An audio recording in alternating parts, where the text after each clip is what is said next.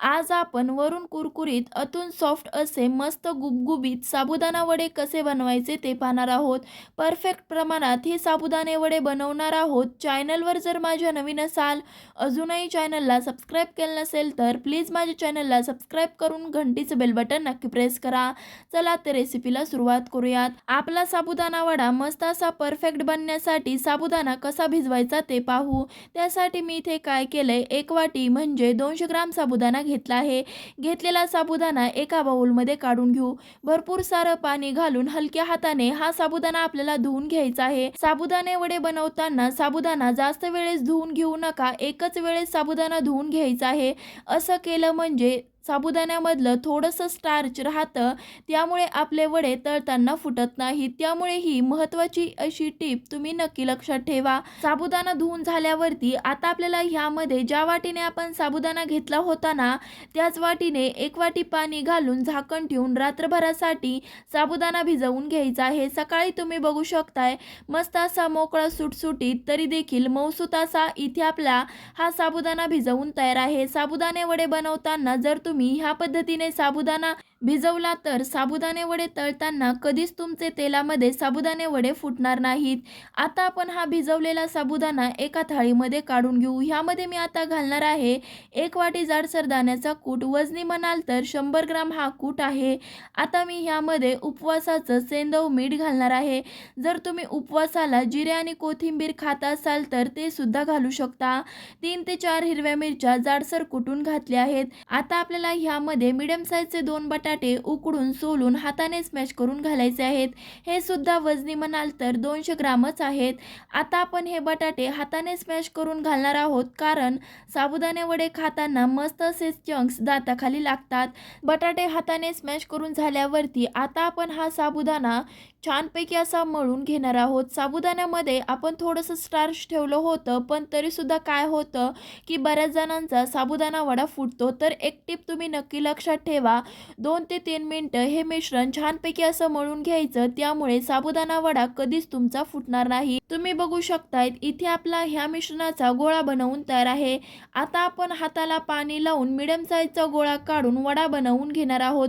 तुम्ही इथे वडा छोटा किंवा मोठा बनवू शकता, पण मी मिडियम साईजचाच वडा बनवून घेणार आहे. हाताला पाणी लावल्यावरती मिडियम साईजचा गोळा एकसारखा करून घ्यायचा. हातावरती ठेवून हलक्या हाताने प्रेस करत हा वडा बनवून घ्यायचा आहे. बघू शकताय गोल गरगरीत इथे आपला साबुदाणा वडा बनवून तयार आहे. ह्याच पद्धतीने आणखी एक वडा तुम्हाला मी बनवून दाखवते.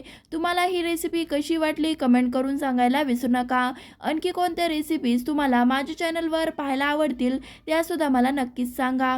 दुसरा वडा बनवताना देखील हाताला पाणी लावून घ्यायचं. नंतर मिडियम साईजचा गोळा घ्यायचा आणि तळहाताच्या मदतीने हलक्या हाताने प्रेस करत हा वडा बनवून घ्यायचा आहे. बघू शकताय गोल गरगरीत इथे आपला हा वडा बनवून तयार आहे. ह्याच पद्धतीने काही वडे बनवून घेणार आहे. बघू शकताय एकसारखे इथे मी वडे बनवून घेतले आहेत. तळण्यासाठी तेल आधीच गरम करून घेतलं आहे. साबुदाणे वडे तळताना तेल नेहमी कडकडीत असंच गरम करून घ्यायचं. नंतरच साबुदाणे वडे सोडून मीडियम टू हाय हीट वरतीच तळून घ्यायचे. जर तुम्ही साबुदाणे वडे तळताना कडकडीत असं तेल गरम करून घेतलं नाही तर तेलामध्ये आपले साबुदाणे वडे विरघळतात. साबुदाणे वडे सोडून झाल्यावरती मीडियम टू हाय हीट वरतीच इथे आपल्याला हे साबुदाणे वडे तळून घ्यायचे आहेत. साबुदाणे वडे तळताना मीडियम आचेवरती जर तुम्ही तळले तर ते साबुदाणे वडे विरघळतात आणि फुल आचेवरती जर तुम्ही वडे तळले तर ते वरून तर तळल्या जातात पण आतून कच्चे राहतात. त्यामुळे साबुदाणे वडे तळताना मीडियम टू हाय हीट वरतीच साबुदाणे वडे तळून घ्यायचे आहेत. 2 ते 3 मिनिटांनंतर मस्त असे एकसारख्या रंगावरती इथे आपले साबुदाणा वडे तळून तयार आहेत. आता आपण हे तळलेले वडे एका डिशमध्ये काढून घेऊ. ह्याच पद्धतीने इथे मी उरलेले देखील साबुदाणा वडे तळून घेणार आहे. साबुदाणा वडे तर बनवून तयार आहे, पण त्यासोबत तळलेली मिरची देखील हवीच ना, त्यामुळे ह्याच तेलामध्ये इथे मी मिरची देखील तळून घेणार आहे. आता आपले हे साबुदाणा वडे बनवून तयार आहेत. त्यासोबत खाण्यासाठी झटपट अशी शेंगदाणा चटणी देखील बनवून घेऊ. त्यासाठी मी इथे काय केले, अर्धा वाटी शेंगदाणे कढईमध्ये खरपूस असे भाजून वरचं साल काढून घेतला आहे. आता आपण हे घेतलेले शेंगदाणे मिक्सरच्या भांड्यामध्ये घालून घेऊ. आता मी ह्यामध्ये घालणार आहे 3 ते 4 हिरव्या मिरच्या. हिरवी मिरचीचं प्रमाण तुम्ही तुमच्या आवडीनुसार कमी जास्त करू शकता. 1 चमचा साखर, चवीनुसार उपवासाचं मीठ. तुम्ही जर इथे उपवासाला जिरे आणि कोथिंबीर खात असाल तर ते सुद्धा घालू शकता. मिक्सरच्या भांड्याचं झाकण लावून एकदा चटणी वाटून घ्यायची आहे. हलकीशी अशी चटणी वाटून झाल्यावरती ह्यामध्ये मी 2 चमचे दही घालणार आहे. दह्याऐवजी तुम्ही अर्ध्या लिंबाचा रस देखील घालू शकता. 2 चमचे पाणी घालून इथे आपल्याला बारीक अशी चटणी वाटून घ्यायची आहे. बघू शकताय इथे आपली चटणी बनवून तयार आहे. आता आपण ही बनवलेली चटणी एका बाउलमध्ये काढून घेऊ.